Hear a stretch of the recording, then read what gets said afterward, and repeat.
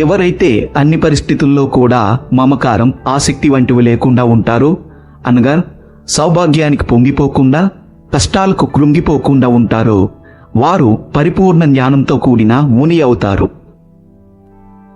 ప్రతి మనిషి జీవితంలోనూ కొన్ని సందర్భాలలో క్లిష్టమైన పరిస్థితులను ఎదుర్కోవలసి వస్తుంది. బ్రతుకు కొంచెం భారంగా అనిపిస్తుంది, ఏమీ చేయలేని పరిస్థితి. అలాంటి సమయంలో మనం వెతకవలసింది సహాయం చేసే చేతుల కోసం కాదు, మనసు పొరల్లో నిక్షిప్తమై ఉన్న శక్తి కోసం. ఆ శక్తి పేరే ఆత్మవిశ్వాసం.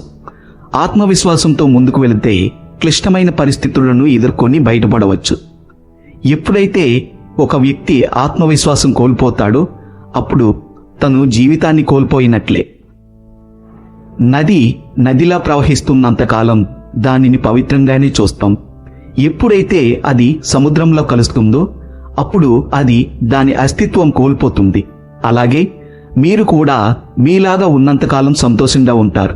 ఎప్పుడైతే ఇతరులతో పోల్చుకొని వారిలా ఉండాలి అనుకుంటారో అప్పుడే మిమ్మల్ని మీరు కోల్పోతారు. ఓసారి రుక్మిణి కృష్ణుని చేతిలోని వేణువును చూసి ఇలా అడిగిందట, కృష్ణుడు ఎప్పుడూ నిన్ను విడవకుండా తన చేతుల్లోనే ఉంచుకుంటాడు కదా, పూర్వజన్మలో నువ్వు ఏం పుణ్యం చేశావో ఆ రహస్యం నాకు కూడా తెలుపురాదు అని అడగదా. అందుకు వేణువు నవ్వి ఇలా అన్నదట, నా లోపల డొల్ల తప్ప ఏమీ లేదు. ఆ ఏమీ లేకపోవడమే నన్ను ఆ ఆనంద కిషోరానికి దగ్గర చేసింది. కాబట్టి ఎవరైతే ప్రాపంచిక విషయాలని మనసులోంచి పూర్తిగా తొలగించుకుని మనసుని ఖాళీగా ఉంచుకుంటారో వారు సర్వాంతర్యామి అయిన ఆ మాధవునితో సదా ఉండగలుగుతారు. గతమంతా మంచే జరిగింది, వర్తమానం కూడా మంచే జరుగుతుంది, భవిష్యత్తు కూడా మంచే జరుగుతుంది. నువ్వు ఏం పోగొట్టుకున్నావని అంతలా దుఃఖిస్తున్నావు? నువ్వు పోగొట్టుకున్న దానిని నువ్వు సృష్టించలేదు. నువ్వు అనుభవిస్తున్నదంతా ఇహలోక సంపదే.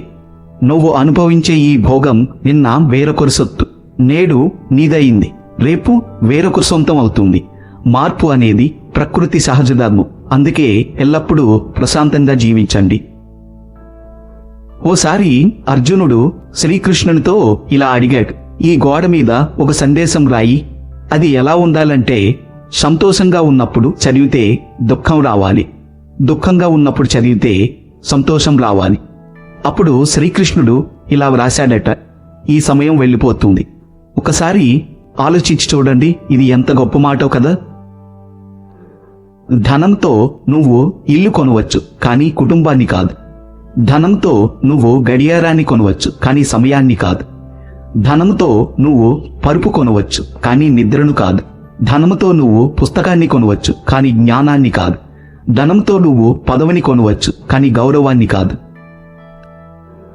1000 గోవుల మంద ఒకే చోట ఉన్న దూడ ఎలా అయితే ఖచ్చితంగా తల్లిని వెతుక్కుంటూ వెళ్ళగలదో, అలాగే మంచి, చెడు, పుణ్యం, పాపం, మనం చేసే కర్మఫలాలు కూడా మనల్ని వెతుక్కుంటూ వచ్చేస్తాయి.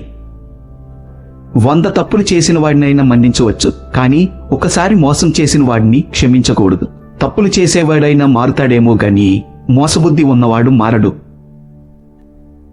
నీవు బ్రతికుండేది కేవలం ఈ రోజు మాత్రమే అన్నట్లు నీ కర్తవ్యాన్ని నిర్వహించు. ఫలితాన్ని మాత్రం భగవంతునికి వదిలే. అప్పుడు ప్రపంచంలోనే ఏ బాధాన్ని దరిచేరదు.